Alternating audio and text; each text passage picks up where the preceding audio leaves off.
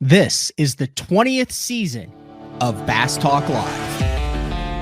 BTL is presented by Bass Cat Boats, Strike King Lures, Aftco, Pro Guide Batteries, Shoreline Boat and RV Repair, Spro, Gamakatsu, Big Bite Baits, The Bass Tank, Denali Rods, Beatdown Outdoors, and Sunline. BTL coming at you. Good morning, and welcome to another exciting edition of BTL Bass Talk Live, where we are going to talk about bass fishing. It is Tuesday, January 23rd, and we are 4th to 6th, so we're 5 days away from professional bass fishing action getting back underway with the BPT is kicking off on Toledo Bend.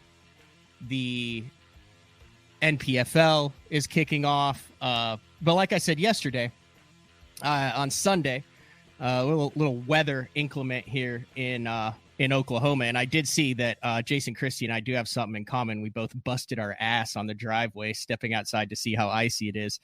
I got a little bit of a collarbone issue going on, but we're all good. So the NPFL is kicking off. And then I turned on TV on Sunday morning, got a cup of coffee, and I finally have my whole house, which I like it when it works. When the internet goes down, which you guys know I've been struggling with lately, it's not fun to have a smart house where, you know, one of your security systems, all of your TVs, your internet, everything is connected to one thing. And then when that goes down, you got nothing. So I had the smart TV, got everything up and rolling, turn it on, and I live fishing. There were like 700 people watching it on YouTube.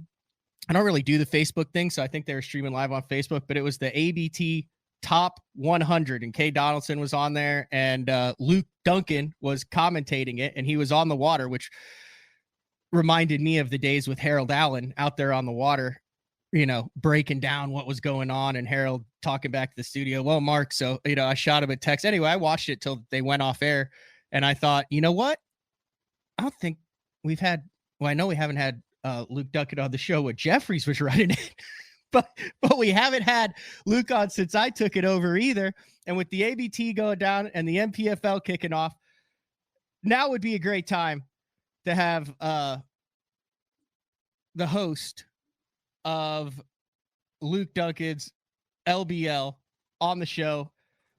There he is, right there. What's up, buddy? from Tennessee. Thanks for jumping on BTL, Luke. Greatly appreciated on a frosty Tuesday morning. It's freezing cold there too, isn't it? Well, so actually, I woke up this morning. We've got a lot of rain, so we are getting out of the winter wonderland. Thank the Lord, because my kids haven't been to school in like 8 days, and I'm over that, and the roads being terrible. So we're in the 40s this morning. It feels like a heat wave. It is. So, like I said, I texted you. That was ABT was interesting. That reminded me of like the 2013 Classic, or Casey Ashley's Classic. Yes, on Hartwell. Now, obviously, fishing for 35,000 and not 300,000 or 500,000 like it was back then, but a stout field. That is. I talk a lot about premier team trails here. We have a number in Oklahoma with the Nichols and the Skeeter XFL. Obviously, down in Texas, if you watch Castledine's channel, he catches a lot, dominates a lot down there. But this is one of probably the top 3 premier team trails in the country now that's really come on strong, and you're like the voice of it now. That's scary, but yes, it's true. I worked some for Miss K last year, filling in for Robbie Floyd, and we were able to kind of put our heads together this year, and I'm going to be doing the majority of those this year. I've got a couple I've got to sit out because of NPFL conflicts, but I agree with you, man. I've competed in the ABT100s. I fished actually the inaugural season she had back in 2014, I believe. The Alabama Bass Trail is truly, as far as competition goes, the way it's ran, it's one of the premier team trails in this country that deserves its place up there with all those great ones you mentioned. Now, have I been living under a rock, or did you guys do a ton of additions this year to the coverage, to sponsorship wise, to everything to make this thing accessible? Because I'm like, here I am, I'm watching a team trail in Alabama sitting in my living room in Shawnee, Oklahoma, that's pretty cool. Yeah, that's amazing. When I got your text, man, I told you, and I wasn't kidding. It really made me proud. I'm like, dang, we're getting out there today. So this is, I believe, year 3 of the live coverage, and it really started small, and she's considerably added to it. We added Darian Craig to the broadcast team this year out on the water. We got Jason Duran. He's been there since the beginning.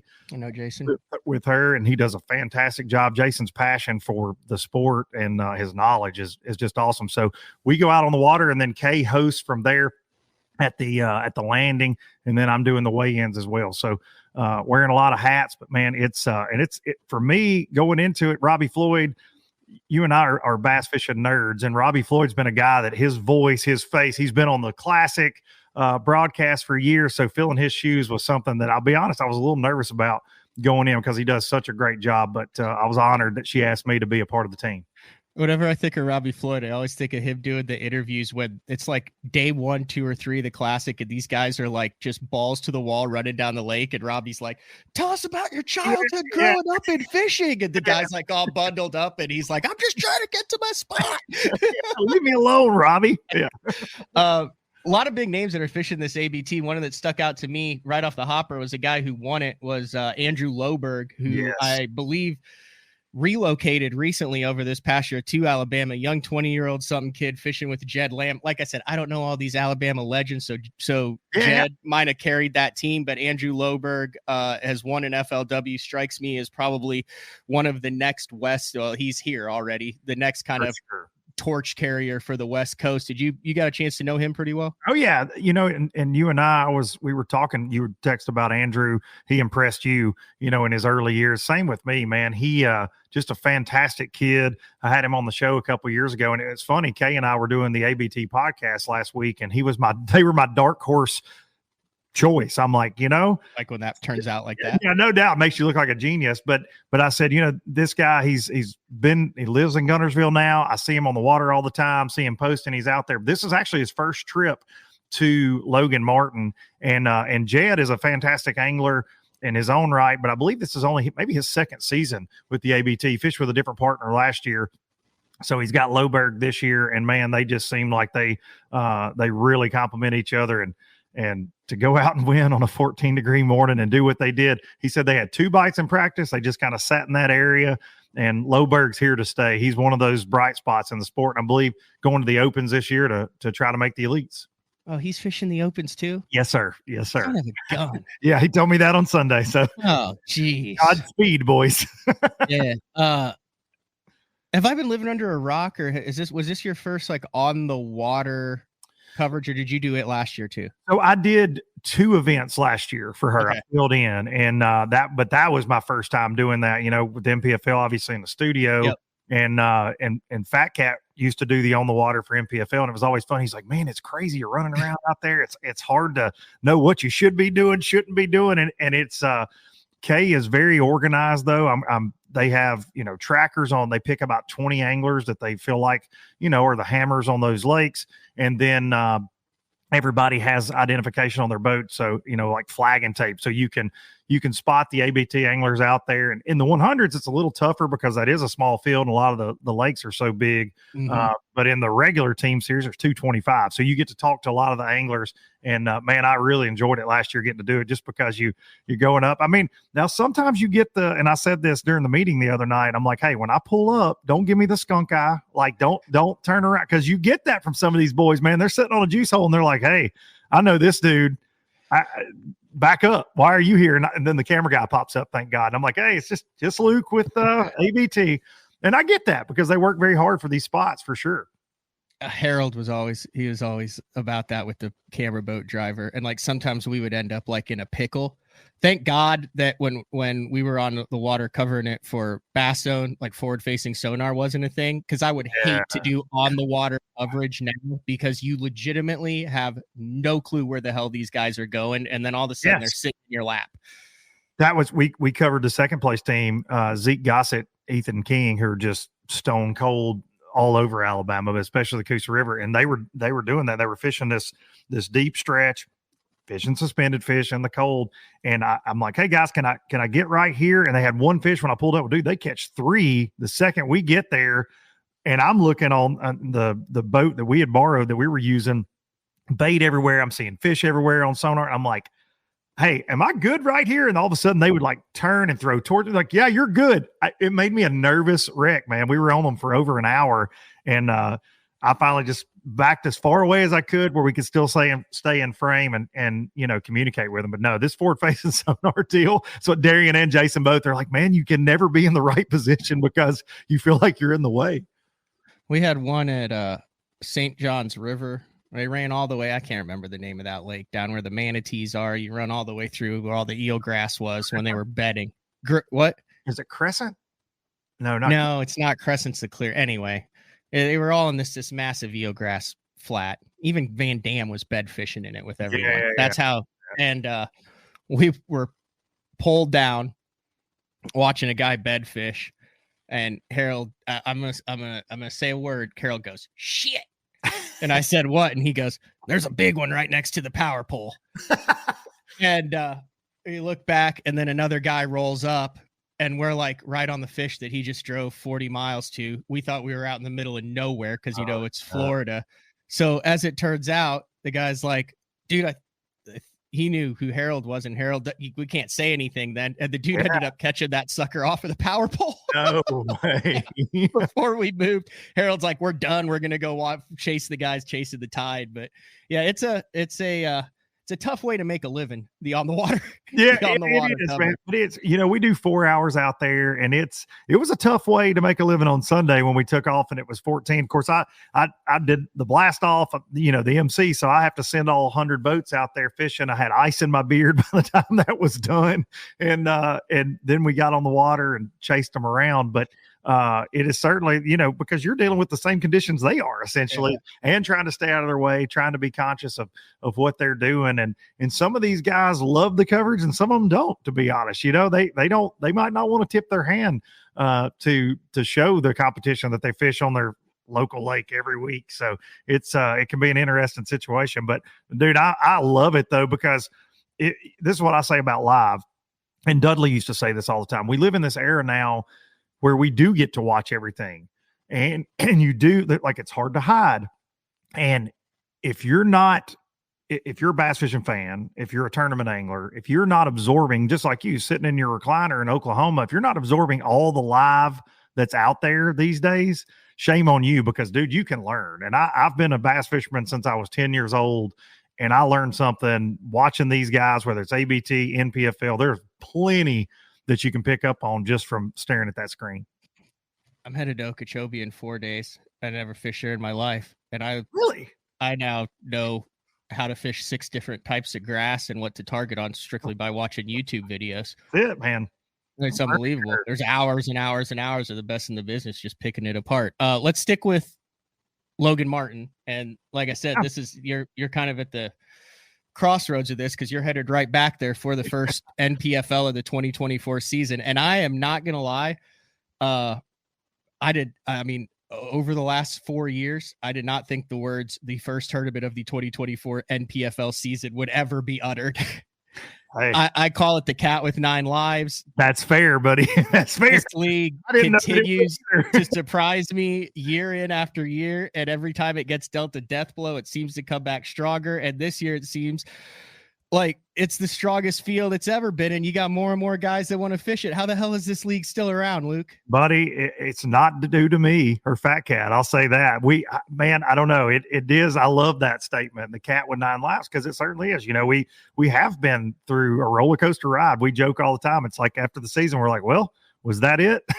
Was that the last one? We got through 6 events, and last year to fish with that abbreviated field, right? We had 76 guys.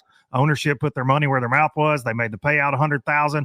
They garnered a lot of attention, not only from anglers, but from the industry. There's some exciting things going on there sponsorship wise this year. And some more folks just kind of, as I always say on LBL, they're peeking through the blinds a little bit, trying to see, all right, is this thing on stable footing now?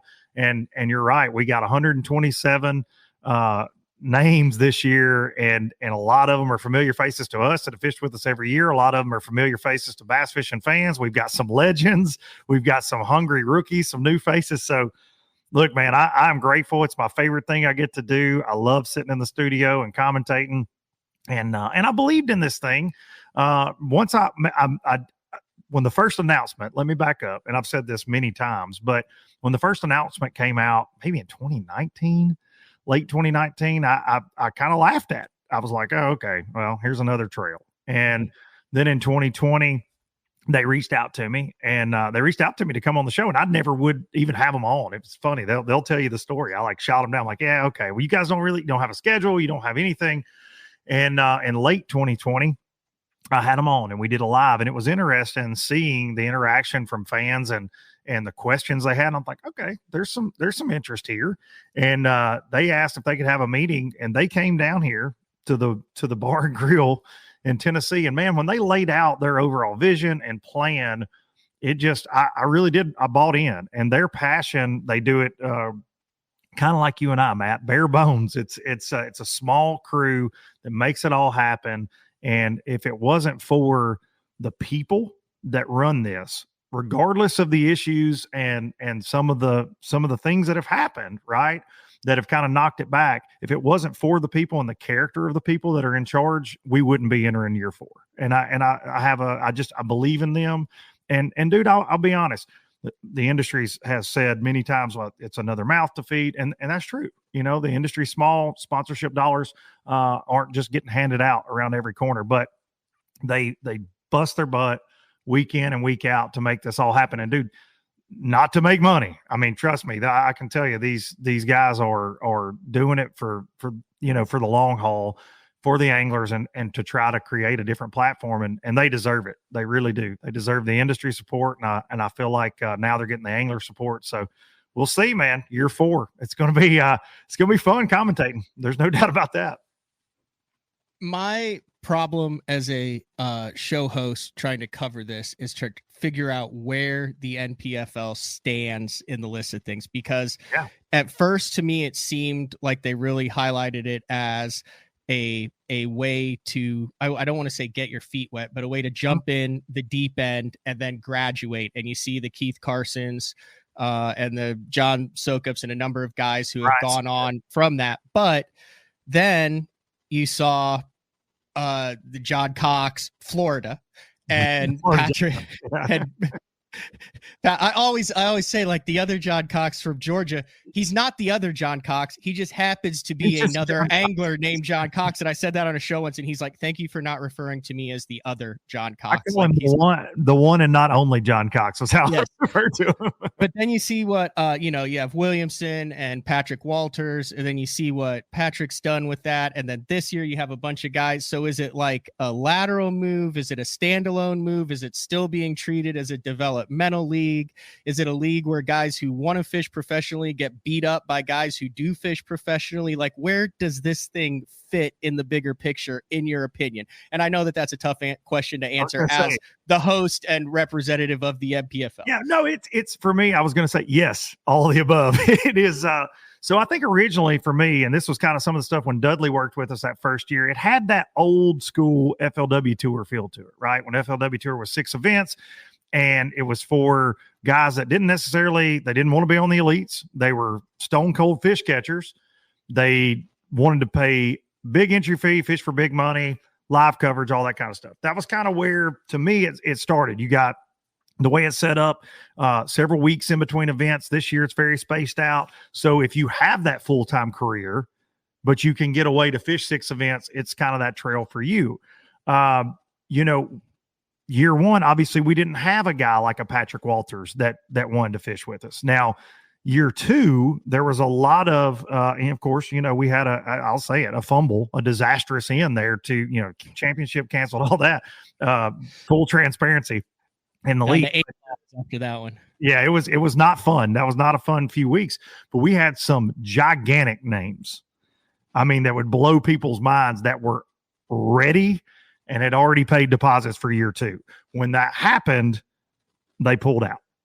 And so, we didn't have that kind of attention from those bigger names. And I don't think, Matt, when they started this, I don't think they ever thought that it would be that. I really do think they thought it would be just another trail that guys, maybe for guys that fish the Opens, guys that fish Toyotas, they could go fish another trail. It's got live coverage, but it has morphed into this thing where, like this year, if guys want to add 6 more tournaments to their schedule, like a Zach Burge, I just had Kyle Welcher on, Patrick Walters, Buddy Gross, David Williams, they can do that. And so I'm glad they're open to that. I'm glad the anglers of the NPFL that have fished all 3 seasons leading up to this are okay with it.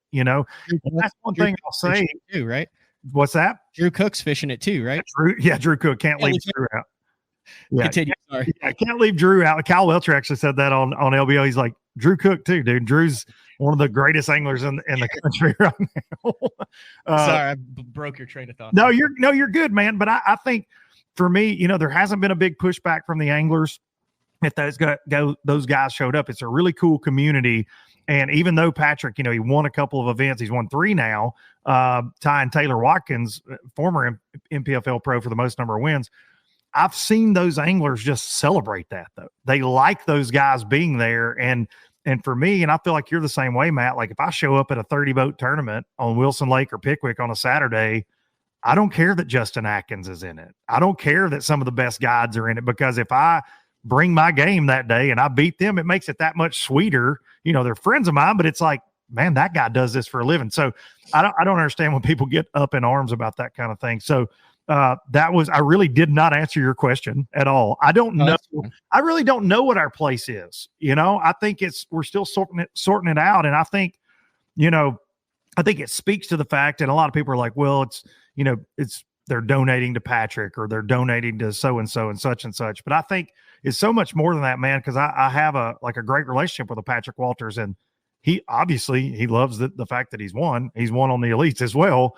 But Patrick loves the league. He loves the atmosphere around it. He loves the other anglers. Like I've had multiple conversations with him, and I think that's why you see one of his best friends, a Drew Cook, show up to fish this year. You see, Trent Palmer, Mike Corbishley, that are friends with Patrick. They all room together, and they've been doing this since the beginning, and that's why they keep signing up. And all I can hope is, as long as the schedule allows it, that as many people that want to be there from other trails can be there, and look, with everything going on in BPT, this is no secret, with guys getting cut.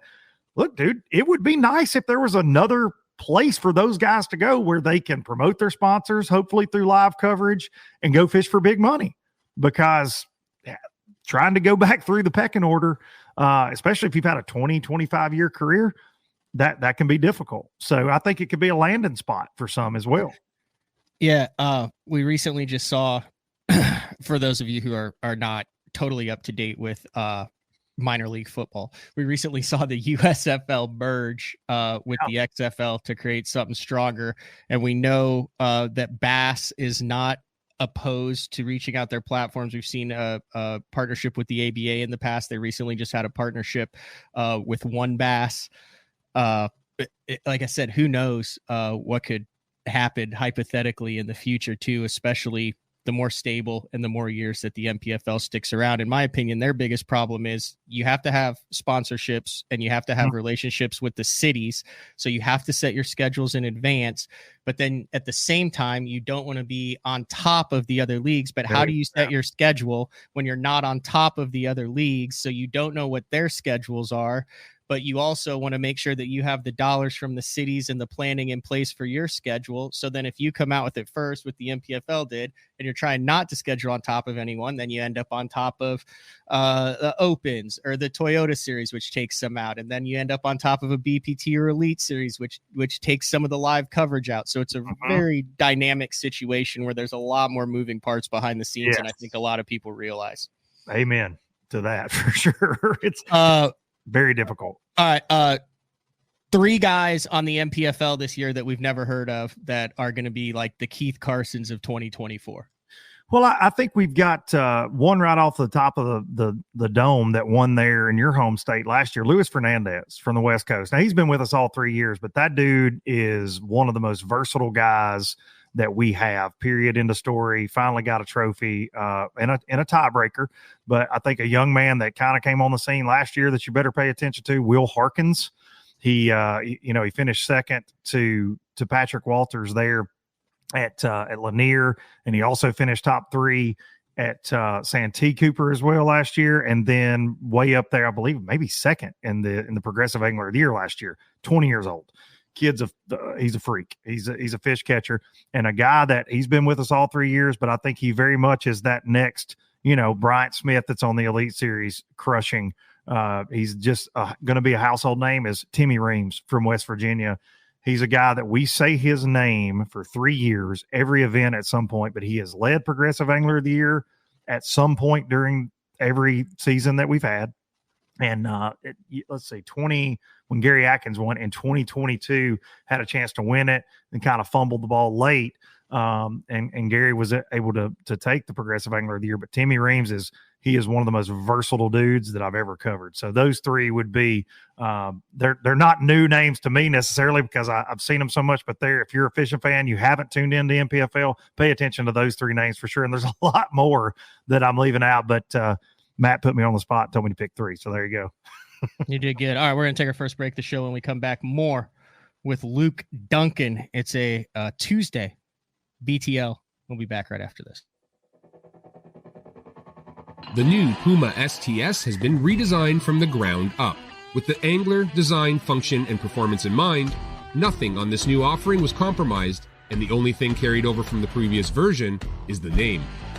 Based on the Soft Touch series hull that started with the flagship Jaguar, this new model is nimble and performs incredibly well at all speeds with either a 250 or 300 horsepower engine.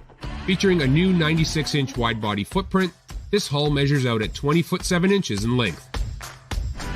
Industry-leading design coupled with tournament-winning performance. The Puma STS from Basscat. Feel the rush.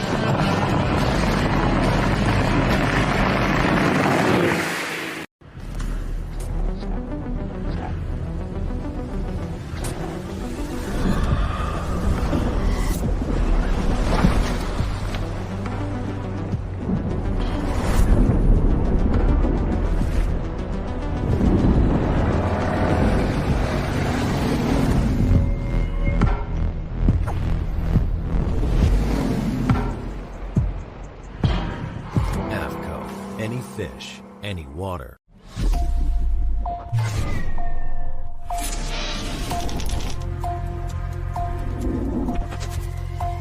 Everything you need, one legendary brand. Top 100, Strike King. Have you considered purchasing new electronics for your rig? The type of mounts you choose to protect your investment should be part of the decision-making process. No matter if you prefer 1, 2, or 3 graphs up front, Beatdown Outdoors has a solution for you. Adjustable, versatile, rigid, and made in the USA. What's your ultimate electronics setup? Check out the full selection of Beatdown Outdoors products by visiting beatdownoutdoors.com. All right, welcome back. BTL on a Tuesday, talking with Luke Dunkin.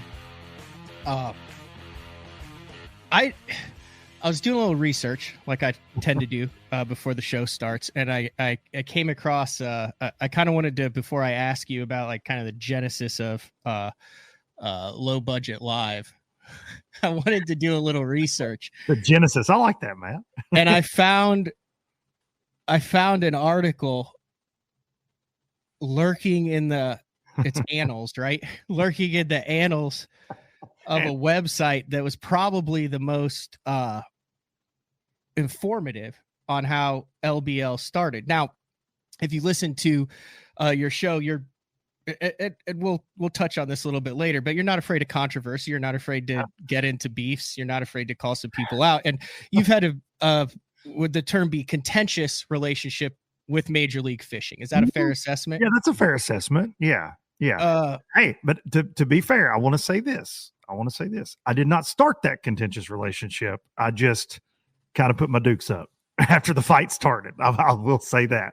And may or may not have received some things in the mail that raised an eyebrow before you opened it. Yeah. Oh, no doubt. Okay. So I would like to draw your attention to this December 6th, 2018 article when life was happy and everybody was just rolling on the. You know where I'm going with this? I don't. I really don't. All right, I'll share this. Maybe I do. Maybe I do. I'll share this screen. It is a glowing review on the MajorLeagueFishing.com website of Luke Dunkin pulling back the curtain on professional bass fishing. Look, it even has your logo in there. It has just got deleted, Maddie.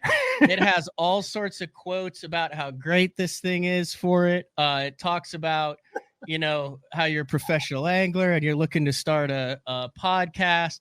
This is a line of it.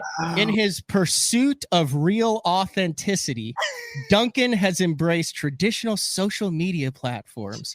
His primary focus on the podcast, blah, blah, blah.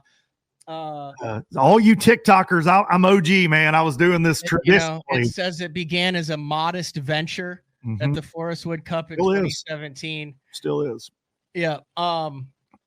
Anyway, I just thought I might if I were you, if you have a color printer, print that article out because I feel like that. Frame that, dude. Send me a link quick.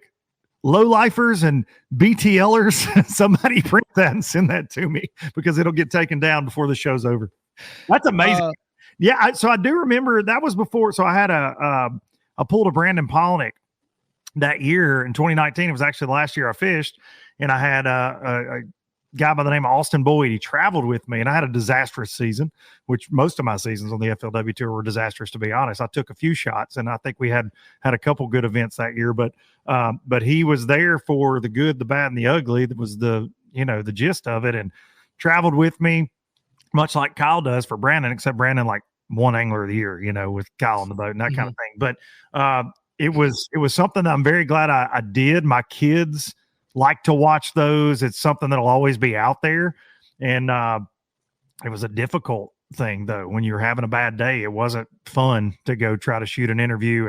And Austin, I mean, we made a deal at the beginning of the year. I'm like, hey dude, don't turn it off. Like whatever, don't turn it off. And there were times I'm like, Austin, turn it off. Turn it off now. I'm not doing this right now. So yeah, they and look, they were all about it. And that was pre MLF by them, and we started hearing the rumblings of that halfway through that season, and that's when guys like myself and Todd Castledine, Scott Martin, Andrew Upshaw, Bradley Hallman decided to step away after that. It became official. We all kind of went to do our own things, and LBL really I started in the fall of 2019 was when I put the first one on YouTube. I'd been recording audio versions for a little bit, but no video. And that's really when it kind of took off. You did catch him in the boat though. Specifically, you have a co-angler win. Like my biggest trophy there. That's a co-angler trophy there. Too, so we got that in common. Do you realize though, can you name the two biggest anglers in the field that you beat when you won the co-angler title on Beaver Lake that gave you a run for your money? Brian New. I was going to say New and Joey Fuentes. Yep, that's it. New and Joey Fuentes, both fishing as co-anglers that derby. John Hunter too. John Hunter won the BPT Pro. John Hunter won the points that year. He won co-angler of the year that year. Yeah. Also, Braxton Setzer was in there. Jordan Osborne. Yep. Did you have any crazy draws back when you fished either boater or co? Yeah. I had some interesting days as a co. The craziest one that I ever had, and it was actually before. So I fished I think it was 2015. I fished all of them and made the cup and all that, and then fished out of the front of the boat the next year. But in 2013, I fished two events as a co-angler, and I was working the events and got to fish. So those were the two craziest draws I ever had. So I fished Grand Lake, and I drew Ish Monroe, and it was a fantastic day. And Ish was in second going into day two, but I drew Ish, and seeing his all-in mentality, like I gained, and I had respect for Ish up to that point because he was just such an accomplished dude, and he was fishing everything then, Elite Series and FLW Tour. But he was in second going into day two. I believe Jason Christie, shocker, was leading it. Jason ended up winning that event, and dude, he didn't have a net. And I'll never forget this. I got in the boat and he goes, hey man, I don't have a net. My net broke. So if you catch any, you're just going to have to flip them or I'll help you. But he said, I'm flipping and frogging. That's all I'm doing. I'm like, oh, okay. So we roll into the spot. Of course, I'm co-angler, wacky worming, whatever. And he's so dialed, he's throwing a frog. And I catch a 3.5 pounder, like second skip with a wacky worm on a flooded tree. And Ish came back there. He's in second place in the tournament. And I'm like, dude, I got it. Braid, to fluoro, whatever. He gets on his hands and knees, scoops it and throws it in the boat for me. And I'm like, man, you don't have to do that. But watching him that day and his dedication to that frog, I learned so much just about that all-in mentality because he wouldn't put it down, man. He did pick up a limit like flipping around, but his 3 best bites that day came on a frog when conditions got right, and because he wouldn't put it down, and they were freaking good ones. But the craziest day, that was one of my favorite days other than winning. That was one of my favorite days on the water. The craziest experience I ever had in a bass boat, I've never told this on LBL or anywhere really, is I drew Gary Yamamoto. Shout out Gary. But I legit was thinking his name. Yes. I drew Gary Yamamoto and his little dog. And at Smith Lake in frigid, freezing cold in like 2013, I'd fished with Dan Moorhead day one and I caught him. And I was up there in the standings pretty good. And of course I wasn't fishing for points or anything, just trying to get a check and go home. And so way up there, I fished Smith a lot and it was going down in this specific section of the lake, but that's where everybody was at, man. And I practiced with Leslie Strader. Like I knew where it was going down. And that's where Dan and I had been the day before. And dude, I had it pretty dialed and I was catching a lot of fish. And so he's like, he won't speak to me hardly at all at the ramp. And I'm a typical guy like, hey, Gary, excited to fish with you. And trying to get information, like, what are we going to be doing? He's like, I'm fishing a hula grub. I'm like, okay, well, maybe he's fishing for spots. So we get in the boat and he's got this little bitty Legend. And I say little, dude, it's like a 19-footer, but it felt like it was as wide as a kayak.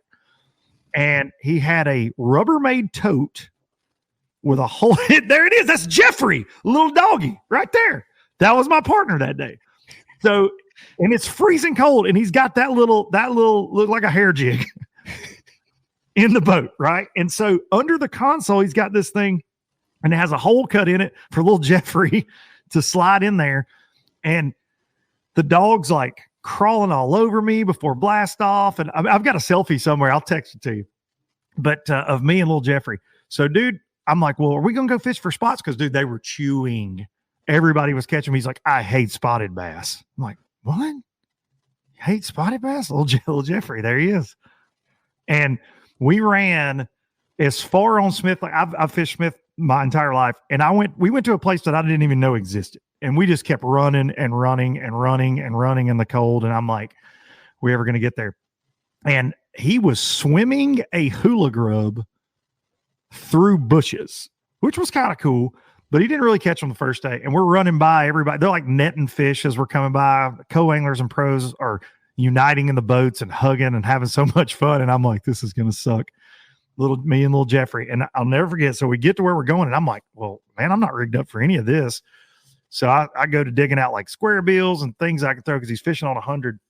And I had my baits on the back deck kind of lined up and hands are cold and I'm trying to get going. And little Jeffrey climbs back there and starts nosing around my crankbaits. And I said, hey man, your dog's back here and I got some crankbaits out. I don't want it to get hooked. And he says, just turns around, stone cold, looks at me and says, that's why I don't fish treble hook baits. And I said, that's why I don't bring my dog to FLW tour events. He said that. Yeah. So we got off to a great start, as you can imagine. And I broke off about 3,000 shaky heads that day, drop shots, and ended up sitting Indian style on the back deck for most of the day. Just being real pouty because he was picking up mud and doing his thing. Yeah. And he caught like 2 or 3 fish. And so I fell plummeted in the standings and I don't think I had a bass that day. But you're right. There's not a single photo of Gary Yamamoto throwing a treble hook. Listen, that man doesn't own a square bill. I'll assure you, he does not own one. And it was very put out that how dare I bring him in the boat with little Jeffrey. But It was a wild day, but it was interesting. He was super focused on what he was doing. If all three of those had been there, I would have told Bill Taylor that I was. Look, there's his co-angler right there. He had to fish with 3 dogs in the boat. I'm proud of that, dude. I would like shout out Kathy Fennell and Bill Taylor for allowing that to happen, but I would have been like, nah, man, I'm just going to sit on the dock. I got a better chance right here. But it was wild. The dog used the bathroom in the boat. Saw that. There was some very wild stuff going on in the ledge on the front deck right by him. Just a little poop. Flick it off. Just a little poop, and he like got a rag and threw it in. It was gross as I was like, dude, this man is wild. Shout out Gary. I still like Cinco's. He's a legend in the sport. He really is. I've never had him on the show. He's one of the guys I've never talked to Gary Yamamoto in my life. I cook every single day. I fire up the smoker. I've got a sous vide. I'm all in on infusion and searing, and like he does the 2 things. He fishes and he does beef. How has he never been on BTL before? I don't know, man. He's a man of few words. It'll be a very quiet show because man, I was so interested. I'm like, so how about that Cinco, huh? Like, I just wanted to know stuff, even though I wasn't catching fish. I'm like, dude, I got a day in the boat with Yamamoto. He did not want to talk about any of it. Like, he was really, and he was focused up, and it was, listen, the weather was bad. It was cold. He could have been having a bad day, but that was without question the craziest day that I had fishing the FLW Tour as a co-angler. Who did I have on the show? But they fished the FLW Tour as a co-angler too. And like their first one, the water was high, muddy, and a little cold. And they draw Jimmy Houston. And they're like, this is cool. And then Jimmy pulls like 3 chartreuse and white spinner baits out and goes, all I'm doing today is spinner bait and bushes. And they went, jackpot. And I said they didn't hardly fish at all that day. And Jimmy just sat up there and cackled and was like in the top 20 after day 1, just ripping largies out of flooded trees with a spinner bait. And we're like, dude, this is why I fish, to have a day like this. I think that was probably, there was a beaver tournament. He called him at that same Grand Lake tournament I was talking about that I drew ish. I think Jimmy made the top 20 cut there, but he was in Echo Bay, right outside of Echo Bay, throwing a buzz bait. Yeah. But he called him at Beaver one time when I was fishing out of the front of the boat there. And I was in the same area as him on day 2. And he had called him really good on day 1. And I'd already gone down this stretch and picked it apart. I was throwing a jig, doing some different things. There's some lay down on this rock. Jimmy comes in behind me and I watch him catch 3 where I'd already fished on a spinnerbait. And I'm like, so you think you can hang with that guy, because dude, he's just methodical, but you look over your shoulder and they're netting another one. I'm like, dude, I just fished that stretch, but I didn't throw a spinnerbait. The water was really cold. That just wasn't my go-to. And he's just slow rolling it through those trees. But I had so many though, and I'm with the Gary Yamamoto story, dude. I got to fish with JT Kinney on the Potomac River and watch him break down that tidal stuff. It was incredible. We had a fantastic day and knew each other before that day. But I think back to things like getting to practice with Strader for a couple, for a full season, and it was one of his best seasons. He was actually leading Angler of the Year that year going into Chickamauga. So, I mean, I'm with the guy at every tournament, watching his preparation and watching how he breaks down bodies of water. And that's a year, that 2015 year of my life will be, for being a bass fishing nerd, since I was 10 years old, that'll be a year that I never forget in my life. Take the Beaver win away and the Forestwood Cup and all that. Just traveling with Wes that year when he had one of his best seasons ever. It was just special, man. You don't know this, but you have something in common with Mark Jeffries, who we got to bring up in this show because I have so many questions. Yes. The last Elite Series event that ever had co-anglers, Jeffrey signs up for it, says, Matt, you're in charge of all the coverage. Don't screw it up. And if you do, I'll yell excessively. Of course. And he draws Ish on Oneida. Well, Jeffries is a topwater freak. This is when Oneida had a lot of grass in the largemouth. I want to say it was like 09, 10, whenever they got rid of the coast. But he wanted to fish as the last one. He literally brought like 2 rods with him. Like his goal wasn't to catch fish. So he draws Ish, and Ish goes, I'm frogging all day. He goes, that's the only thing I'm doing. I'm frogging. Exactly like what you said. Mm-hmm. And then Ish pulls out a lemon ice Vixen and he tosses it to Jeffries and he goes, tie this on and just cast out to open water behind me on the grass. He goes, You'll catch a limit, no problem, and you won't jack with my fish. So Jeffries, who loves topwaters, is like, hell yeah, never heard of a vixen at that point. That's why I have all these OG vixens, because then for the next 2 years, when Andre was still making them, we went to every single tackle shop on every single drive to every single Elite Series event covering and bought every single vixen that we could find. So Jeffries catches a limit on the vixen-ish, has a great day, top 20s on the frog. And then Jeffries has been obsessed with the vixen ever since then. So you both have fished. So with Ish Monroe as a co-angler, and now I get the pleasure of just having to make fun of me on Andrew Upshaw's Open Pros Pick'em every week. But yeah, you guys, you've got a rough crew that you got to deal with. Dude, I get absolutely blasted on that thing. They like to give you a hard time, man. And then the thing that really pisses me off is when Castledine gets lucky, because that's 100% he does. Like it, and he's just yes. It drives me nuts. But one of the things, like, you've never shied away from controversy in the industry, whether it's the MLF or Mercer or certain anglers or giving your opinion on things. And there's a part of me that wishes I had that makeup to do that. But I would be interested. Like I said, this is your first time on I didn't realize BTL. Yeah. Because you and I talk a lot. I used to talk to Mark off and on a lot. And I'm like, this is I got one offer to be on from Mark and I turned him down.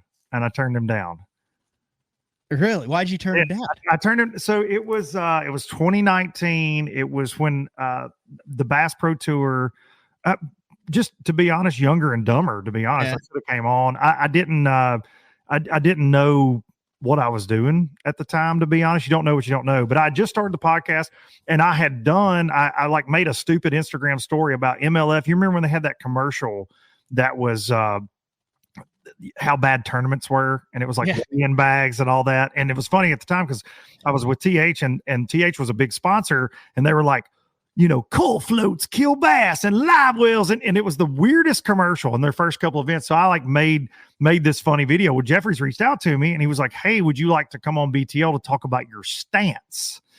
And I was like, no, I don't actually. Like, I don't have a stance. And this was before like the fall when it got kind of crazy that fall with MLF. But I was like, no, I'm being silly, but I think it's obnoxious that commercial exists. It just doesn't make sense. And it was before they bought FLW, but I got one invite and I turned him down. And I was like, well, dude, my stance is it's on social media. And then I do this little low budget live podcast. And I kind of talked about it on there, joking on the audio version. I said, but I don't know. I don't want to come on BTL to talk about that commercial, but I don't know if that upset him or what, but I did. I got one invite from Mark and I was like, no, I'm not going to do that. In hindsight, I wish I had, to be honest, but because look, man, for all, and I know the listeners of BTL understand this, but I don't think the entire industry understands Mark's place in all of this podcast world. Like, Low Budget Live wouldn't exist without Mark Jeffries. Ike Live wouldn't exist without Mark. There are lots of things, and like Low Budget wouldn't exist if it wasn't for Ike Live. Like, that kind of inspired me to do what I did. And of course I watched BTL, but dude, the BassZone.com, like, that was my place in college. So like, Mark is an OG, very opinionated guy like myself, but credit where credit is due. He is a legend in this industry, that he went above and beyond to try to get behind the scenes, beyond the fluff of professional bass fishing, where it's just logos and this is what I'm catching on and whatnot. It was stories about guys' lives and things like that. So I have nothing but respect for Mark, but we did get sideways a few times, understandably so. You mentioned the behind the scenes stories. I got an email this morning. I want to read it to you. I think this would be a good, he said, hey, Matt, have an idea. I don't know if it's even possible. If fishing is ever going to become mainstream, it needs a push. Is there any way that Bass could copy or even be better than to get on Netflix and create a version of Full Swing or Point Break for bass fishing?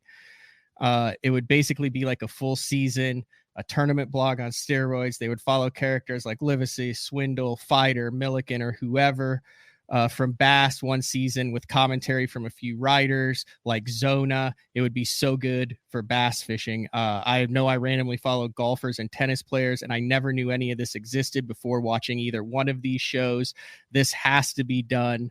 We can dream, I guess, any way you think it could happen. And I mean, you had the Traveling Circus, which was a behind the scene, but when you watch that full swing, have you seen that? Oh, it's amazing. Yes, I love it. And I'm not into PGA Tour. Like that's not something I watch, but I love that. I love that series. Have you not dreamed about this happening with bass fishing? And then some of the stuff goes down, especially with what's gone down. Yes. The since split 2019 and the split, like when you're watching the full swing with the Live and the PGA, and you've got guys that are with the PGA that go to Live and all this stuff, like, and the characters, why don't you think this has ever worked in fishing? Will it ever work? Is it a pipe dream? And if it did happen, what would the impact be? Well, I think for us that are in this, like you and I are, and so many fans are, especially, we think that professional bass fishing is just gigantic, right? We think it's just this biggest thing in the world. And really, it's not that big. It's just not that big. You look at, I always compare like Facebook likes. You look at the max amount of likes that professional anglers have. Some of the biggest pro anglers we have, their followings are a couple 100,000, which is fantastic. But you look at a pro athlete and it's 1.4 million or whatever followers on Instagram alone. So I think our sport is very small, comparatively speaking to those. But man, what frustrates me, and yes, I've said to my wife, watching that and watching the tennis, what is it called? Point Break? I think Point Break was a movie where that was they a movie with Keanu Reeves. Yeah, they wore the mask. Yeah, that was actually Point Break. I don't know I've watched the Break Point. Yeah, Point Break. Maybe gets. Yeah. Oh no, it is Point Break.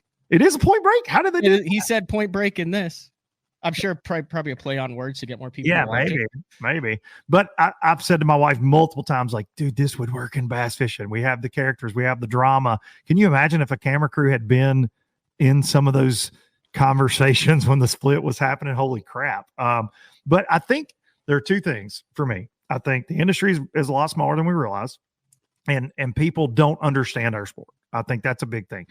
But I think we are too PC for the behind the scenes, the full Monty. And I think, what I'm saying by that is, and JT Kinney said this on my show, we cover up the things that we should be covering. You do a very good job of trying to bring things to light, just like I do, and to kind of get the behind the scenes scoop. But our industry is so politically correct at times. They don't like when a guy goes on a expletive field rant when he doesn't catch them, right? That's pretty Western. Yeah, and they don't like certain things to be kind of the curtain pulled back, and that's just the truth. I feel like, so I think that would slow it down from happening. But dude, to me, if it got to the masses, though, if you had that production quality and you had the right lineup of anglers that were presented properly, I think it could be just as big as those other two shows on Netflix. I really do believe that, if there was some education that came with that to teach them like what the sport's about, that we're not just bubbas out there chewing tobacco, watching a bobber, and hey, no offense to you if that's what you like to do. I enjoy watching a bobber too. But I think the general public thinks that's what bass tournaments are. They don't know we've got $50,000 worth of electronics, and a lot of these guys are in fantastic shape, and they're running 90 miles an hour up and down the lakes and fishing 70 spots in a day. They don't realize how, the drama that comes with it, but they don't understand what's on the line a lot of times and what these guys go through travel-wise away from their families. But I think from an emotional standpoint, seeing some of that, like missing home, those stories play, man. And I think we deserve it. Will we ever see it? Only time will tell, but I'd love to see some professional bass fishing on Netflix. That would be pretty sweet, especially if they call you and I to do some voiceover stuff. I'm all about that. Do you think beefs are good for the industry? I mean, dude, you see it. I see it. I got at a very civil disagreement with Ben Milliken. It's the most viewed BTL by 10 times. You can have the most in-depth interviews on LBL, but you go off on something that's controversial and you get 10 times as many views. You're rewarded for it. Right now, we've got Milliken and Zaldane, Milliken and Lunkers going at it with the Oh, stick yeah. fence and the Bass Mafia stuff. Do you think that this is good for the sport? Do we need to focus more on positivity? I mean, where do you draw the line on, hey, manufactured stuff, doing stuff for views, covering what needs to be covered, and sticking with positive news facts? So I think there's a lot of talk. I see a lot of posts. Can't we just stop talking about the negative? Well, if the negative is the reality, right? Like that's my thing is I feel like it's our job to cover whatever's going on. So if somebody cheating is happening, yes, that's negativity, but I think you need to point it out. So your statement of manufactured, like that's no good. I don't like that. If you're manufactured, if you're trying to get a clickbait title and there's nothing there, and that happens in every, it doesn't matter what sport it is or YouTube's full of that kind of stuff. But I think that kind of, I like that, man. Every sport has that somebody calling somebody out mentality at times. Now, that being said, I wish some of the whining and crying could go away on some of the things. Like it does get exhausting just seeing the nonstop forward facing sonar gripe or, whatever the gripe of the week is. For me, man, and it is, to me, it is sad because I feel like I've got episodes just like you do with fantastic conversations with people I really admire, that I feel like the conversation went well, that don't get the love that when I hit record and I'm passionate about something or giving my opinion, and those kind of go through the roof. And hey, I appreciate that, but I also don't have the energy to do that every week. And I'm not going to make something up or manufacture it. And I see that a lot of times with TikTok folks and Facebook and Instagram. I feel like that don't have to put out something like you and I try to do, you especially doing as many shows as you do. I feel like you get in that world where you chase views. So you do try to manufacture something or have some drama. And I've never been about that, man. Like if I'd say 10 or 12 episodes of mine that have done the best that spike because of one thing or another. One of my biggest ones in the last 5 years was me just looking at the camera and telling you why I left TH Marine. Right. And it was from the heart. And I think that it goes over with people, but dude, you can't keep that up week in and week out, because then you just are faking it, because it is bass fishing at the end of the day, and it's not full of negativity and it's not full of drama. It's just not. Week in and week out, it's just not. Now we have our listen, MLF has given us some fantastic gifts. Bass has at times. NPFL has given the industry some great talking points, but I think overall, dude, the focus does go to the negativity. But we live in a sport and we get to cover a sport that is overwhelmingly positive. It's like negative comments on your show or my show or social media. There are 50 positive ones, but you'll focus on 2 negative ones, right? Somebody throws a jab at you and you're like, what the crap? And there are 50 guys telling you, dude, I love you. I love this. And you don't even give them the time of day, and you focus on that. So I think that's where people get caught up, like talking about, we talk about negativity too much. I think, I want to say this too. I'm going to stop myself and try to make a point here, because I feel like I'm rambling. But I think if you are someone that says we talk about negativity too much, then what is being talked about is hurting your feelings for one reason or another. I want to say that. And I've seen some guys that have been the subject of some of the conversations being like, hey, can't we all just get along? And it's like, well, of course you want that, because you don't want the spotlight on what negative behavior you have, right? I feel like there's something to be said for that. Now, look, I want to say this, man. You mentioned somebody's name earlier, and people watching this are going to go, what the heck? Mercer and I, we had a run. We did LD in the MC, and it ended badly. It did. It was a couple years ago, and I was in a different place then, and I think Dave was as well. But I was in a different place. I was very stressed, and I think a lot of people know that listen to the show, and they've seen the exit from TH Marine. But I don't think I realized where I was at that time. And there are some things that happened in that time frame that I wish had not happened. Not necessarily he and I not doing the show. I don't think that was never going to last forever with Dave and I. But I think there were things, and I think I hope that Dave would say that too. So there are, being an outspoken guy and a guy that wears his heart on his sleeve, it has its benefits, but it's a blessing and a curse, right? Like sometimes you're like, hey man, kind of wish I had that one back. When you look back a year later, 2 years later. So it's in my DNA. My mom and my dad were both that way. I don't shy from confrontation. I don't shy away from, what if I feel like it's the truth? I don't say it because I think I'm right. I just think people deserve to know what's going on. And I like being open and honest. I think if you're transparent and you get it all out there and you have nothing to hide behind, that's how life should be, man. For sure. So what is the game plan now that T&H is not on the job list currently? Well, right now I'm wearing. Are you joining the ranks of full-time podcasters? Pretty much. No, I am working. I've got a lot of things going on. Obviously, I could have never stepped away, and I said this in my spiel that I gave. So I could have never. Doing LBL gave me a lot of confidence. It gave me a lot of confidence that I could do my own thing in life, and then having folks believe in me, like the NPFL and the Alabama Bass Trail. Obviously, those are great gigs, great jobs, and through the podcast.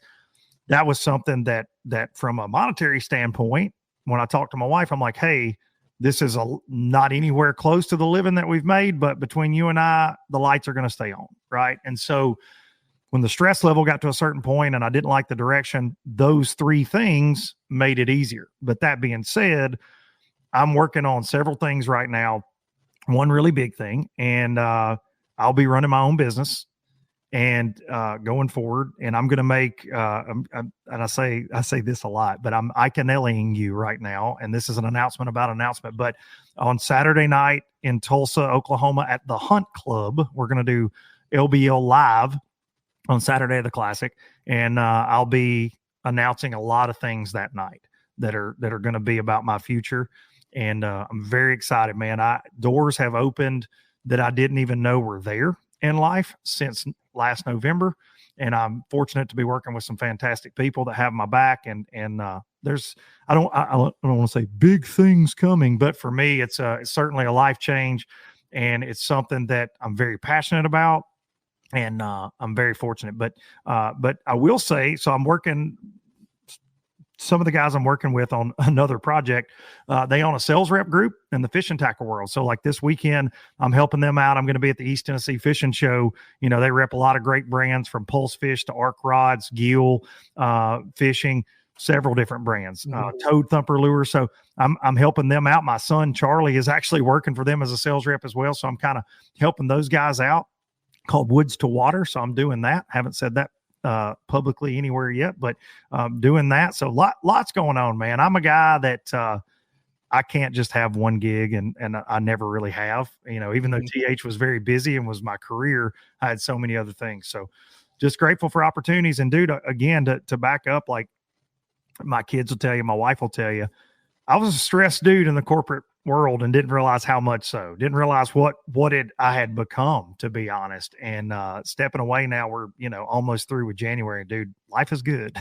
Life is good. I feel like I got 1 million pounds off of me, and I'm really excited about the future. I want to circle back to the reality show.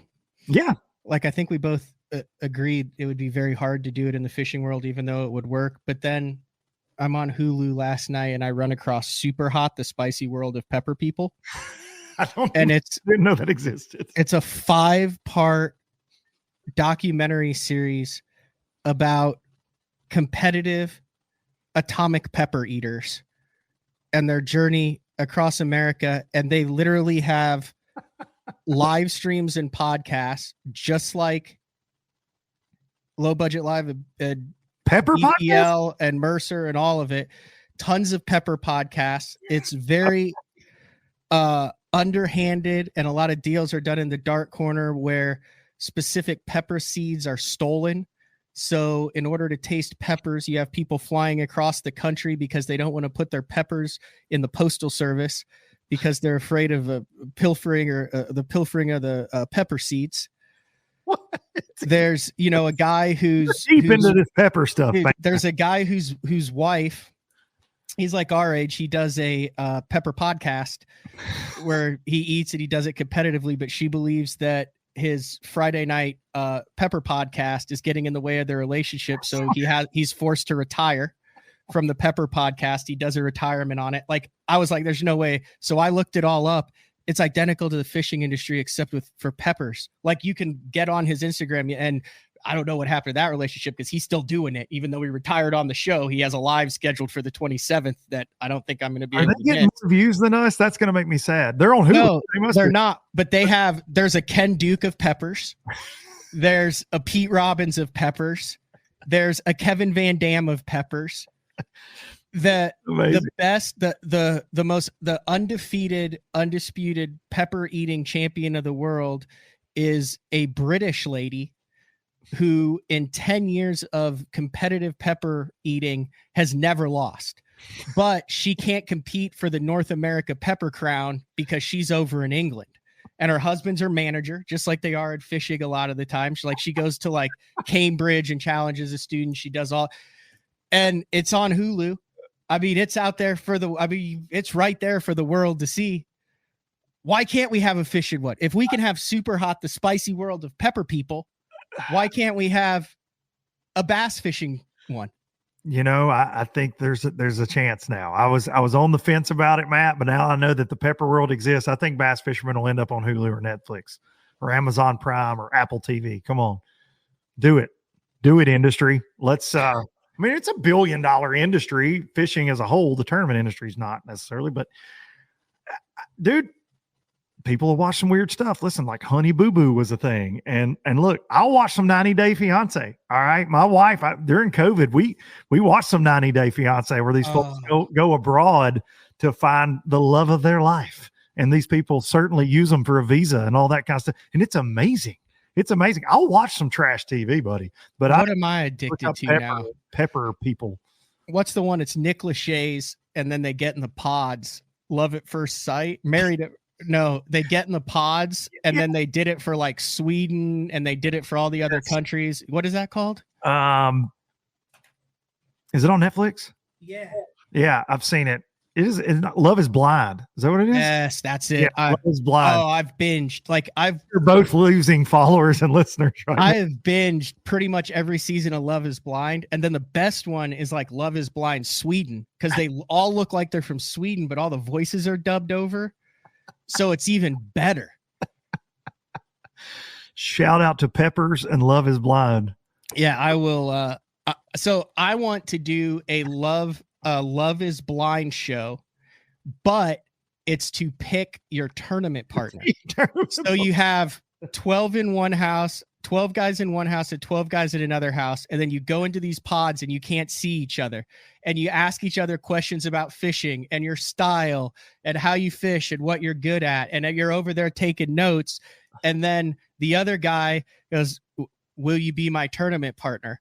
And if he accepts, then the curtain drops. And then at the end of the season, based on all of these tournament partners, you have a tournament for $100,000.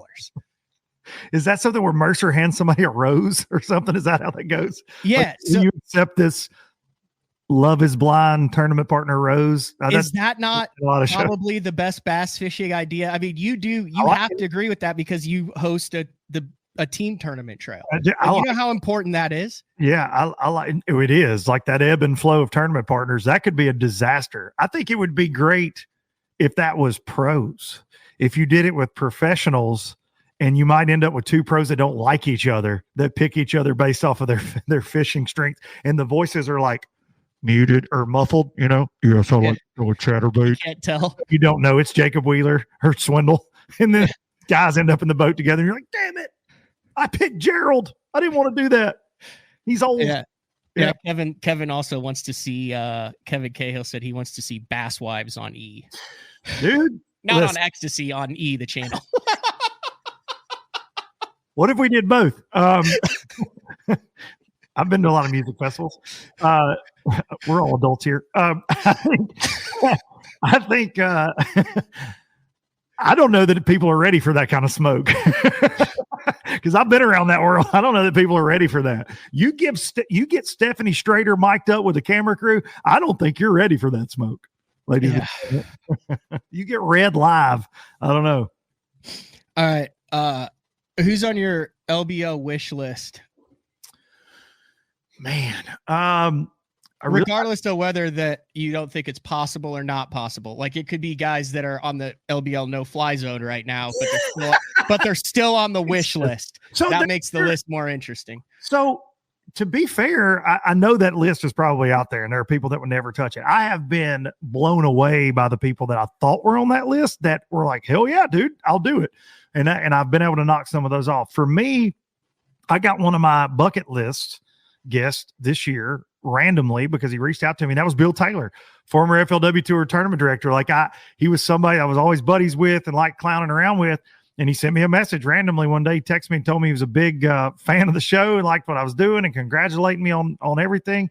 And I'm like, hey, would you like to come on? And so he did it. And it was one of my favorite conversations. But I do in my phone, I have a wish list.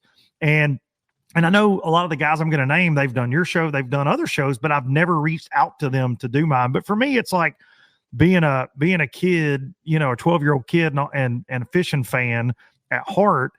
It's the Hank Parkers of the world would be cool. I don't know Hank that well. We've been in the same environment a few times and around each other, but I don't know Hank that well. But for me, like Hank would be one. Rick Clunn. I've never had Rick on. I know Rick decently, but I've never had Rick on. I'd love to have, Bill Dance. I would love to film a Boats and Pros with Bill Dance, actually, more than an LBL. I think that'd be a lot of fun. But for me, it's just those legends, man. The guys that, I'm fortunate to call Larry Nixon a friend. I'm fortunate to call Jimmy Houston a friend. I've had those guys on multiple times.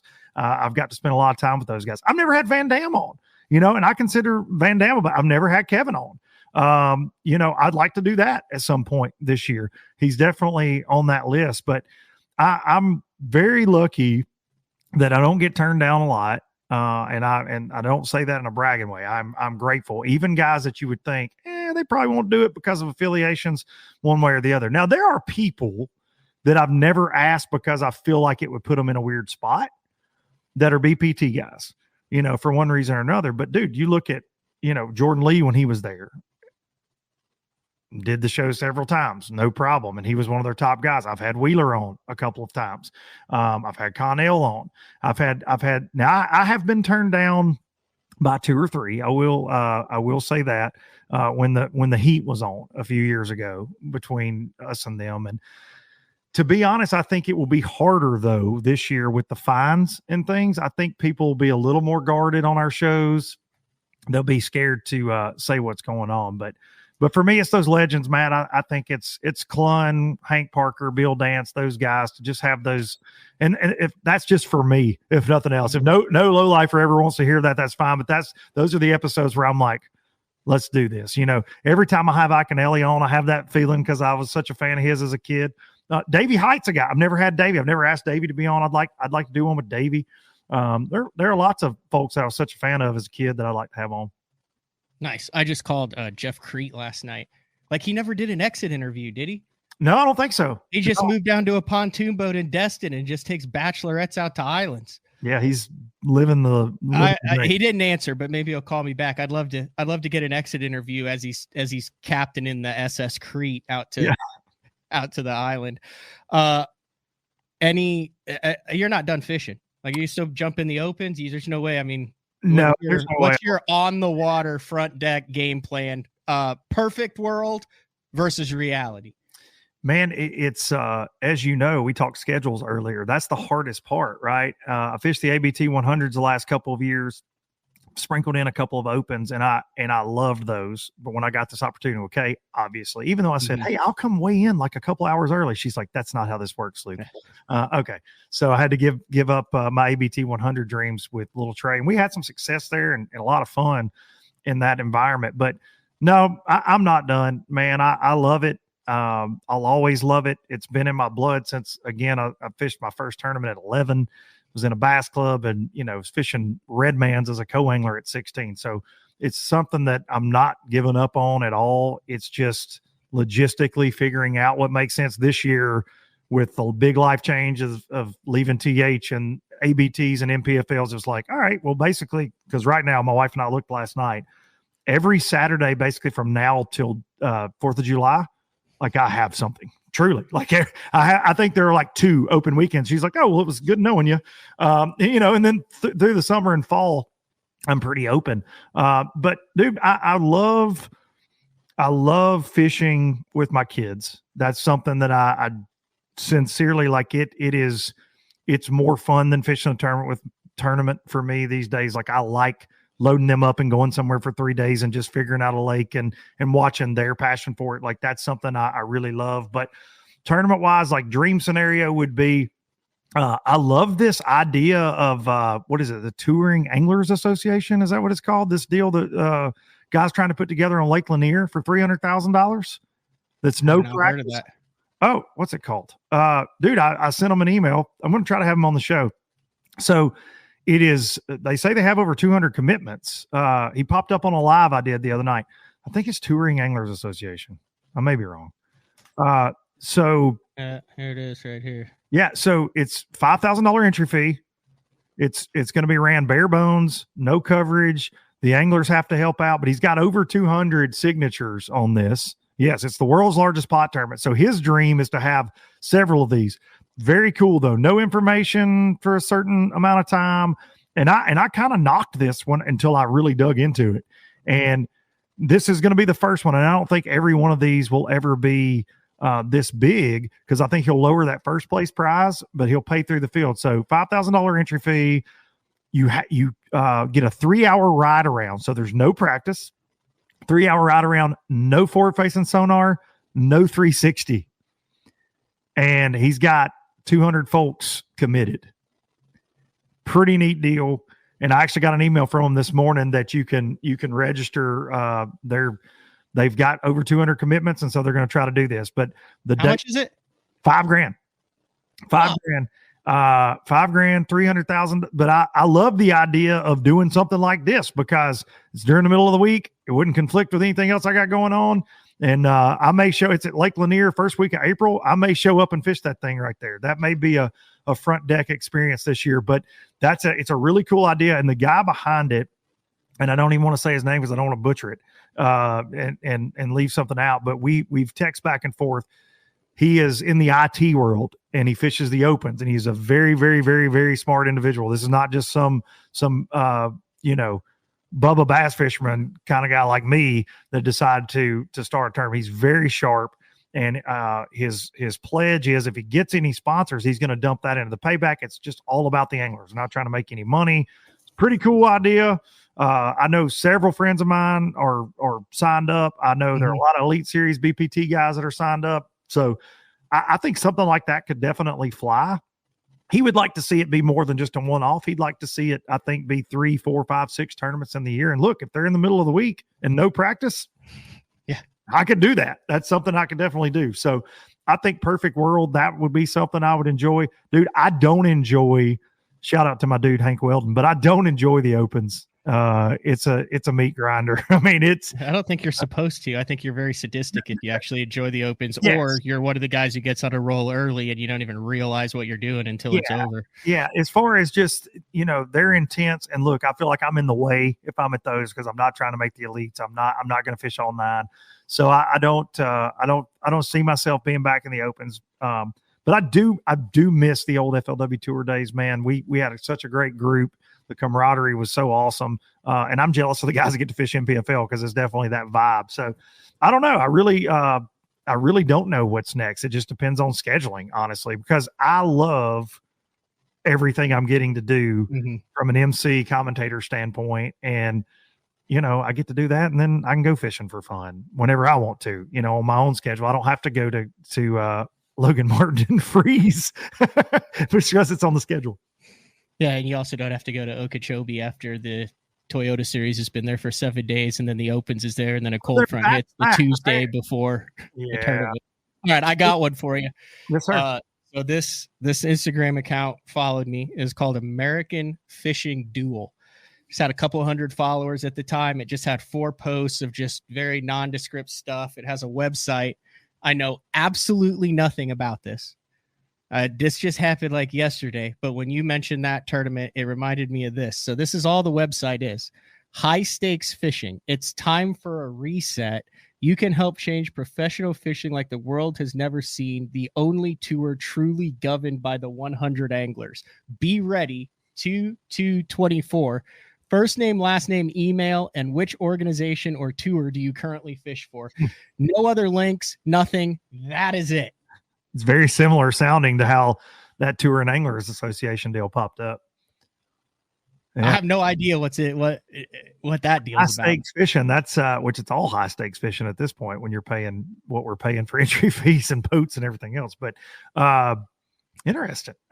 Look, man, I think it goes to, you see a lot of people, things aren't changing, Matt. I mean, the entry fees go up and the payouts tend to stay the same. And we saw, hopefully it wasn't the glory days, but the FLW Tour and Bass back in the day, the $500,000 classics and cups and $1 million cups and $250,000 payouts for first place. I mean, that was before this cutting age era that we're in with live coverage and all these things. And it seems like we regress sometimes. So I think there's a place for things like that, as long as you're willing to just pay your money and show up and send it out there. I like the idea the more I've dug into it, for sure.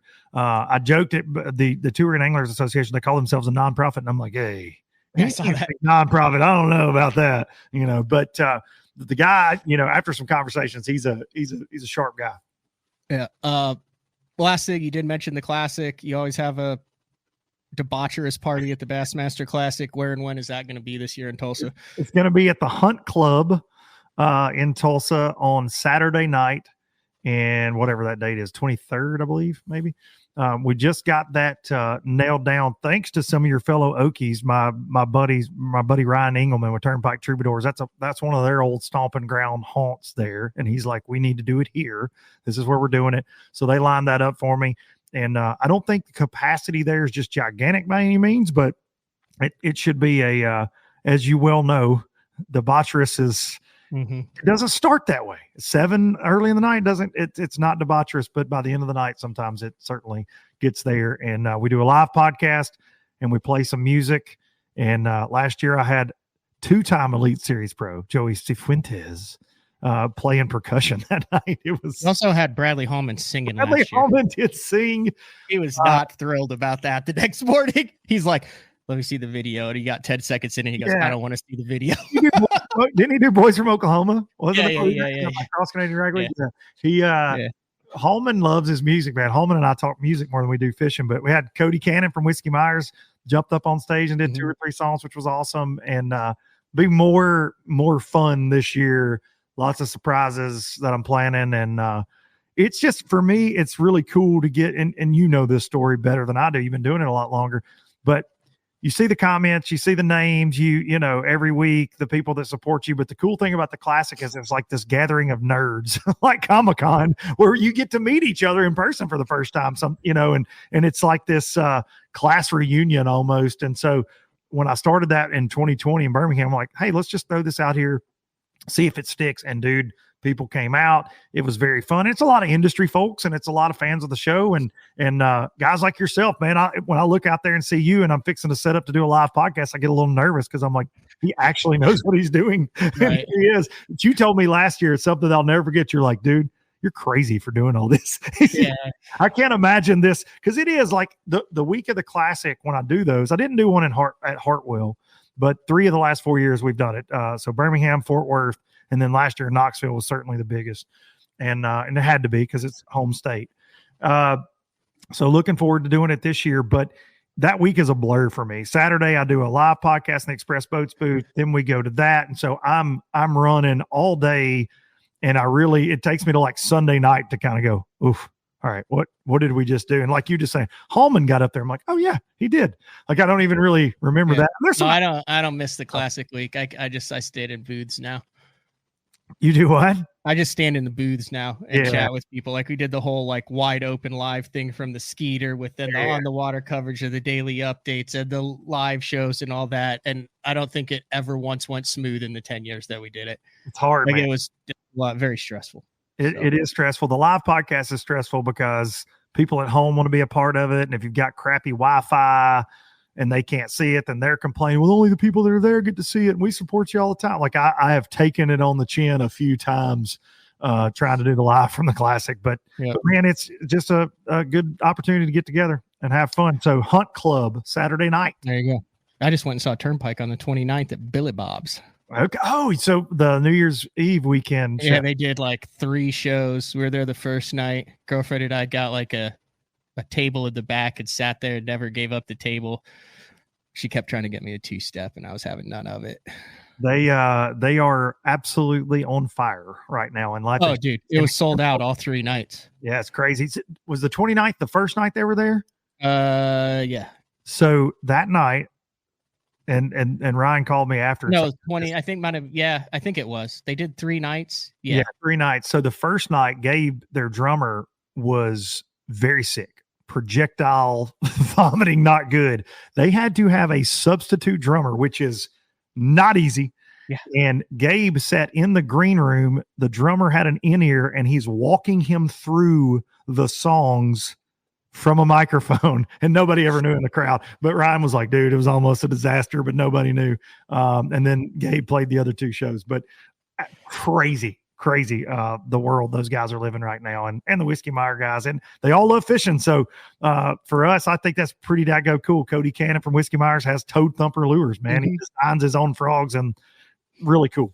He was just on the Juice podcast, one of the other podcasts, talking about fishing, and he like knows his stuff too. Like he's not like a dude who dabbles. Like, I mean, he knows his stuff and then wanted to be in the industry. I know that you have him on quite a bit. Yeah, man. He has a passion that's like, he doesn't want to talk about music. He wants to talk about making lures. It's and he loves big swim baits and top water fishing, and he's just a typical East Texas Lake Fork and all those other lakes. He likes catching big bass, and really, really interesting guy.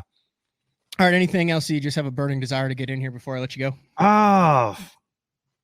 Just thank you. Thank you for having me. That was an hour and a half. Yeah, dude. I mean, you get two mouth runners. What's going to happen? This is it, man. We could probably go for 5 hours. We start talking about randomness like peppers and whatnot. No, I want to thank you for having me on, dude. I think this is, I think it's good to do, other shows. I don't do it a ton, but just like you, we have a lot to talk about on our own, so it's hard going on. But I appreciate your view on things and everything you do, man. You kill it. So thank you for having me on, and thank you to all the folks that listen to both BTL and the Lowlifers for giving me the opportunity to be who I am. Let me do my thing. Awesome. Thank you very much, Luke. Appreciate it. We'll be watching the NPFL on Fix TV. Fix TV. I think so. We haven't announced this real quick. Let me get this out here.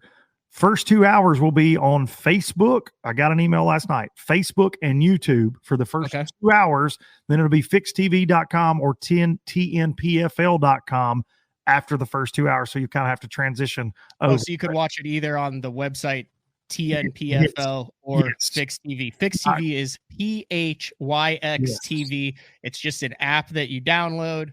It opens it up. No app now? No app now? No app. So they're developing a new app. Before the second tournament, we will probably have it, but no, just fixtv.com or tnpfl.com for this first event. Is it free on Fix TV? It is. It's all free. So again, I'll cram this in here real quick. That was a big misconception last year because we did have some extra content that through the app you did have to pay for.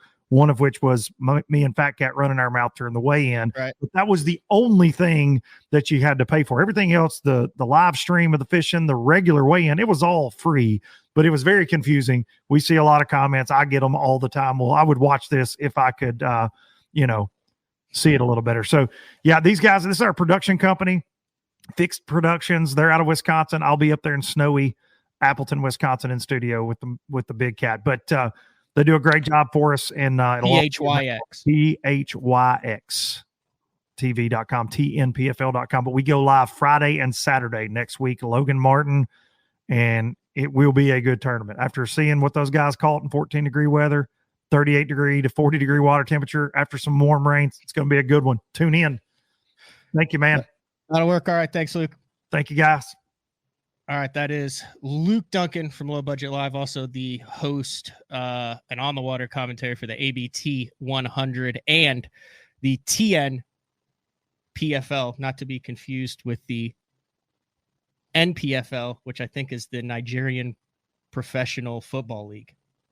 That was a big thing when they first started, like trying to get that domain. So you have to put the T in front of it. All right, we're going to take a break. We got a cool show lined up for tomorrow, something that is near and dear to my heart. We'll talk about that when we come back. Right after this, it is BTL on a Tuesday. I'm the kind of guy that never leaves the house without a pocket knife, and Gamakatsu's come out with the EDC series of knives. EDC stands for everyday carry, so whether you're on the water or off, you can always have it with you.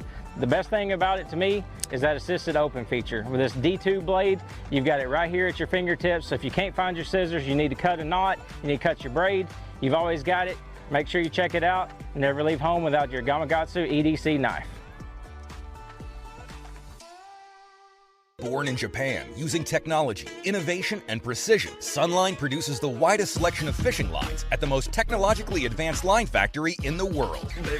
Manufactured at the strictest tolerances to produce victories at the highest levels of tournament bass fishing. From household names like Christie, Swindle, and Cruz, to young guns like Cook, Logan, New, and Welcher, they all trust Sunline to take them to the top of the leaderboard. Choose the line that will give you the strength to guarantee your confidence. Sunline. Shoreline Boat and RV, dock rash, storm damage, collision repair, that deep scratch or gouge from trying to access that secret creek. Shoreline Boat and RV can get your prized possession back in mint condition and looking good on the water, fast. All repairs are done in-house, so they're able to get your boat or RV back to brand new, quickly. All Shoreline's work comes with a rock-solid warranty. Find out more at shorelineboatandrv.com. Kansas City, Austin, and Tulsa. The great thing about the new Sensation soft plastics from Big Bite Baits, heavily scented, super soft, buoyant, comes in 7 great new shapes. I've got a couple of them of my signature series, the cliffhanger worm and the ramtail craw. Great for a flipping jig, football jig, swim jig, all that. Several other great shapes. Really excited about it. We've worked over the last year, catches fish all over the country, and I think it's going to catch fish for people everywhere you try it. The Spro Little John crankbait has been around for almost 15 years, and it is one of my go-to crankbaits whenever I need a fish in the boat, so you can never have enough new colors. That's why Spro's coming out with a handful of new colors, including Pearl Shad, which has this bleached out white look, but it's got this pearlescent, really, really pretty. We've got Copper Shad, which looks amazing in the water. It's got that purple flake on the back, really, really pops in the water. And then if you want some real pop, we've got Sparkle Shad, nothing but sparkles all over this thing. And then last but not least, we've got the matte Sexy Shad, just a really different looking color for a crankbait. So you want to give them a little different look, that matte Sexy Shad is definitely the one to go with. All these colors are available in the original Little John and the MD.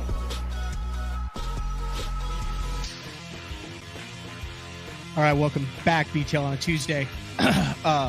Most of you know, if you follow BTL for a number of years, I started fishing. I fished the Opens in 2015 just to see how bad I get my butt kicked, which was really bad. But then in 2019, I jumped in the 2 divisions of the Toyota series, and that was strictly a result of being named the AFCO Bass Boot Camp Angler, where they paid for the 2 divisions AFCO did when they made their first push into the freshwater market back in 2018, 2019, paid for all my entry fees, gave me a little bit of travel money, had a really good year that year, then transitioned to the Opens, but really owe AFCO a lot, not only as a show sponsor, but as a personal sponsor with the Shed family, with Matt Florentino, who runs kind of their media and pro team over there, really putting a lot of faith in, and I learned a lot through that. So Johnny did it the first year, and now he's like full-time in the industry doing video editing and things like that. Well, it went away for 4 years after I did. I'd like to think because I did such a good job in it, they were like, hey, there's no way someone could do a better job. But really, they just went, in a different direction. And this year in 2024, they brought it back. The AFCO Bass Boot Camp for an angler who is fishing all 9 of the Bassmaster Opens. They pay their $18,000 in entry fees, outfit them with AFCO, and then that angler chronicles his journey from the first to the last cast at all 9 Opens. Well, they chose Emil Wagner, a young kid out on the East Coast. So he has made a name for himself over the past couple of years. Very talented angler.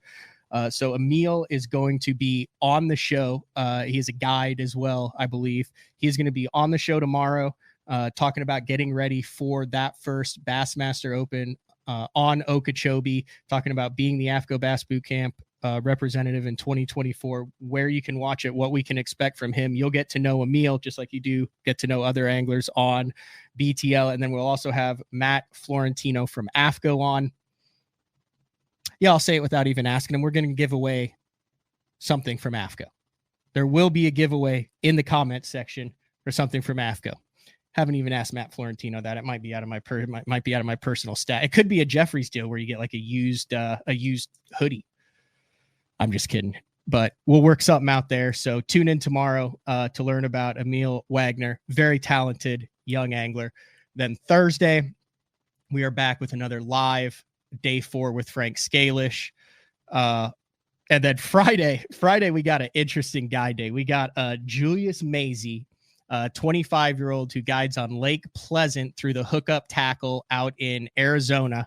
And Julius has an interesting gig. He not only just takes people fishing to catch fish, but he also does a lot of like product testing / guide trips. So it's kind of one of those deals where like if you want to test the driver and hit a round with the driver before you buy it. Well, in fishing, if you're going to spend $800 to $1,000 in the hookup tackle, specialized in a lot of expensive JDM tackle, he does a guide day where you can go out and throw these expensive baits with them, use $1,000 mega bass rods and all that, and then go back to the store and buy them after you figured out what you liked. So a cool guide day with Julius Mazie, and then recording some shows for next week. I'm not going to be doing any live shows. Listen, Florida is a tough animal to tackle, and I want to be able to focus 100% on that Open. So we are recording with some big names for that last week of January and the first week of February. But for today, that's all we got. A little bit of a different show. Big shout out to Luke Dunkin, LBL. Thanks for jumping on. And we will see everybody tomorrow with Emil Wagner, Matt Florentino. Hey, let me ask you this. As you exit this video, if you're watching on YouTube, go down and just hit the little thumbs up. That helps it get out to more people, puts it in there. I actually don't know how the hell it works, but it helps apparently.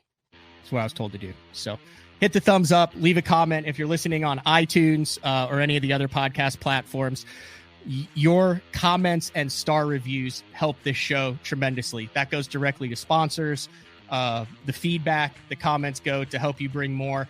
It was a combination of the feedback and the comments and the request from viewers for more shows that led to day 5, which is an additional 30 to 40 shows in 2024. So keep those comments, star reviews, thumbs up, comments on YouTube. Much appreciated. Greatly appreciated. And we will talk to everybody tomorrow. See ya.